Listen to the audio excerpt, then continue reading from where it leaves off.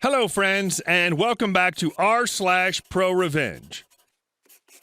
And today we have another brand new set of crazy revenge stories for you. But before we begin, if you're new here, don't forget to subscribe to the channel and turn on notifications so you don't miss a new video every single day. And our first story. Best mate gets fired and blamed for theft. I kill my boss's business. Bit of a backstory. My boss owns 2 bakeries. One earns more than the other, and the other has essentially been disowned. It makes a small amount of bread, and I'll get to that later. So I work as a baker in a well-known baking franchise chain in Australia. I've thoroughly enjoyed it until fairly recently, when a coworker left after having a child and a replacement was brought in. Oh boy, this replacement. This guy is King Jerk, biggest knob I've ever had the displeasure of working with, and within about 2 months, I've essentially been exiled to the crap store.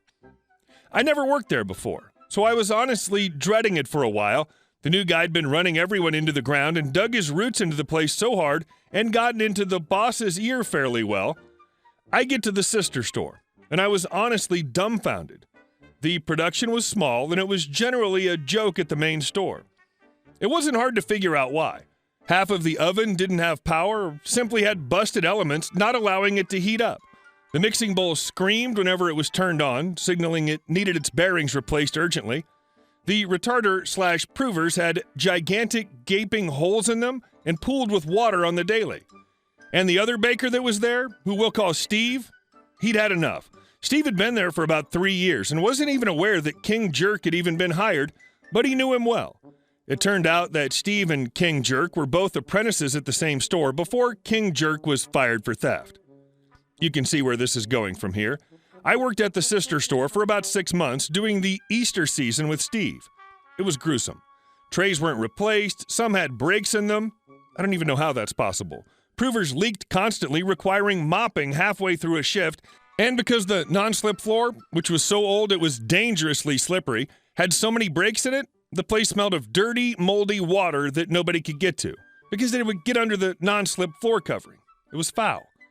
About 3 months ago, I got some bad news. Josh, a good friend of mine at the main store, had been sacked. Money'd been missing from the store. It was upwards of $3,000 over the course of a few months. There was no evidence that it was Josh, but it didn't matter. King Jerk got into the boss's head, and slowly but surely, Josh was warned for the most trivial of things, all of which weren't even his doing. He was fired after his 3rd unfair strike. He would be taking him to Fair Work Australia, but I had bigger plans. First step was to walk inside the provers with my phone, take it out of my pocket, and take a nice photograph of the floor. My next step was to make a fake complaint during a hot day to head office about the store I was currently working at, pretending to be a customer. I told them it reeked of damp mold, which it did on the hot days, and kept fans and an air conditioner blowing toward the customers constantly so they wouldn't smell it. They said they'd get back to me. I told them not to bother. I wasn't shopping there again. The 3rd step was to report them to WorkSafe, the government safety board for workers. I requested to remain anonymous and attach the photo. I told them all about the faulty ovens, the dodgy mixing bowl.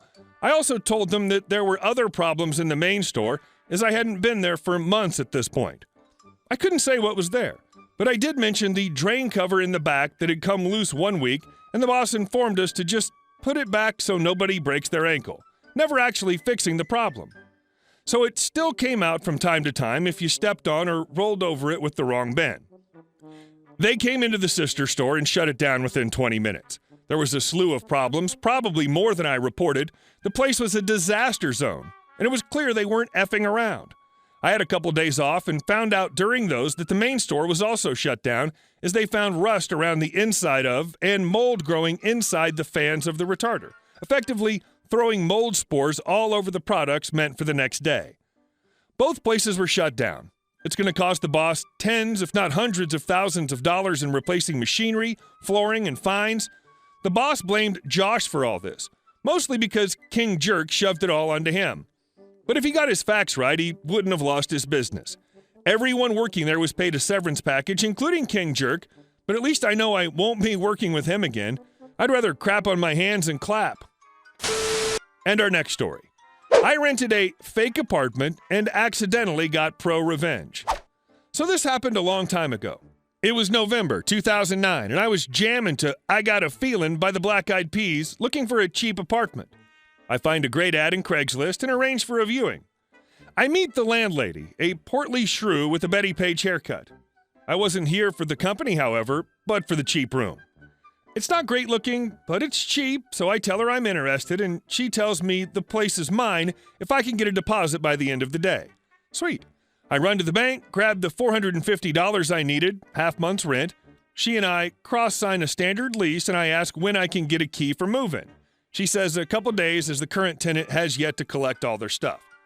So I'm sleeping on the couch at a buddy's pad for now, so I just chill, seeing the sights, enjoying the first few weeks in the new city. A couple days roll by, and I haven't heard from the landlady, so I get frustrated and leave a few salty voicemails. But alas, I was ghosted. Finally, she leaves me a voicemail and says she's sorry, but she can't rent the place to me. So I start to get angry. But I'm a pretty cool customer, so I do the research and find out my rights in an unfamiliar new municipality. I discover that if someone backs out of a lease without legal reasons, the other party is entitled to double the deposit they placed, so I figure she owes me about 900 clams. I leave more messages and emails, again with the ghosting, not answering the phone, no responses via email either. I get fed up. Now, I had just accepted a new job, but it didn't start until the turn of the month. I would guess it's about the third week of November 2009. I had some spare time, so I hopped on the bus, bought a magazine, and sat at the bus stop across from the rental house and waited. And waited some more. For a couple hours I waited. But man, oh man, was it worth it.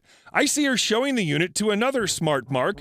I hold my cool, wait for her to finish with her newest renter, and make my way over to the house to confront her. As soon as she sees me, she starts to wail about how the tenant changed their mind, blah, blah, blah, and that's why she couldn't rent to me. I've heard enough. I square my stance directly opposite this clearly upset charlatan. Now you listen to me. You'll get me $900 as required by law by the end of the day, or I will go directly to the police station and let them deal with you. She turned white. For a minute, I thought she was going to puke on the ground right there in front of me. She says, "Hold on, I'll get you your money." I just remember thinking, crap, that was easier than I thought. She goes upstairs. The unit was a basement unit in the house she was living in, and I crap you not, hands me a wad of cash and says, "Here, this is ruining Christmas, but here." She almost pushed me off balance as she jammed the messy wad of cash into me. "Thank you. Good day," I say, and take the money, count it, and walk away. I didn't turn around. I didn't look back. I got on the first bus that stopped nearby, heading back toward the direction of my friend's house. Not until I was home did I calm down and realize it was going to be a sweet Christmas, all thanks to a lying, phony cheapskate. However, this isn't the end of the revenge. About a week later, I get a call from a friend asking me if the lady in the news is the same crazy lady I got the double damage deposit from. I was like, what? Sure enough, it turns out this lady was running the same scam in parallel with a bunch of other victims.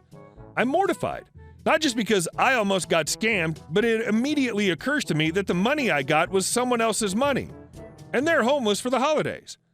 I head right down to the police station, where there is, I crap you not, a line of crying people filing reports about being scammed by this woman. I feel awful. And when it's my turn, I get to the intake officer and start to give my story. I lay it all down, how I fell for it, how I left a snotty voicemail, how I staked out the rental to confront her, my demand of double the money back, my threats of legal action against her, and finally, the skillful execution of the law by getting double the deposit back. I tell the cop I took some of the money that belonged to the other victims, and she looks at me and says, "Man, you were the only one smart enough to confront her in a reasonable way. You earned that money, don't worry about it." A young lady who was now homeless and desperate couldn't help but overhear, and as I was leaving the police station, she approached me and said, "Hey, did you get your money back from that bee?" To which I sheepishly reply, "Actually, I got double my deposit from her when I threatened her with the police." The girl blinked a couple times, finally grinned, started a slow clap, and announced to the other victims still waiting to give a statement in the lobby of the police station, "This guy took her for double the damage deposit." I cringed. But then, in the most unexpected turn of events, the line of victims began applauding. I suppose with the realization that while their money was gone, someone had really screwed her back, and that made them happy. They cheered, I felt better, the cops laughed, and we all, there had to be 20 people in all, had a joyful cosmic moment of holiday schadenfreude at her expense. I left the police station with a clean conscience and a smile on my face and enjoyed every last penny of that worthless bee's nasty stack. Hey guys, thank you all for watching the video to the end, and I'll see you in the next one.